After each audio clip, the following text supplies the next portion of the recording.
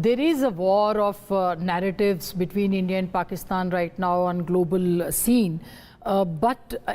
This war is on various fronts, like it's on media, it's on diplomacy, it's on economy, it's on, militarily they are competing with each other. Do you think Pakistan, with its limited resources, it has some unlimited impact on the world right now, and Pakistan is dominating right now? Or what do you think?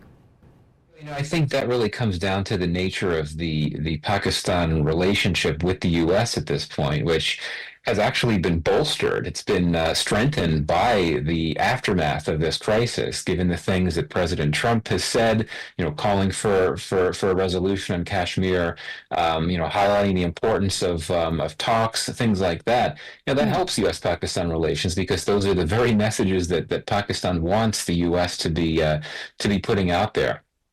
But I really think that eventually things will move on. I think that the Trump administration is not going to remain that focused on Pakistan as memories begin to fade of this very dangerous conflict that played out.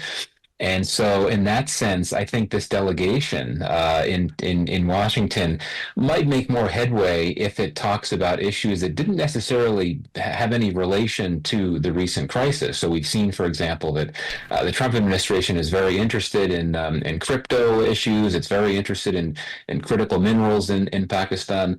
So I think that that's where the conversation could be most productive in terms of how the Trump administration would look at its own interests and its objectives in Pakistan. So, I think in that sense, if Pakistan were to try to make this pitch to the United States that based on this recent crisis, that the U.S. needs to completely focus its attention on the Kashmir issue, or completely focus its attention on what India might be doing to sponsor violence in Pakistan, I don't think that would go over very well. I think that the focus would have to remain on these fairly small set of issues that have nonetheless gotten the attention and the interest of U.S. officials, including Trump himself. And that certainly includes the critical minerals.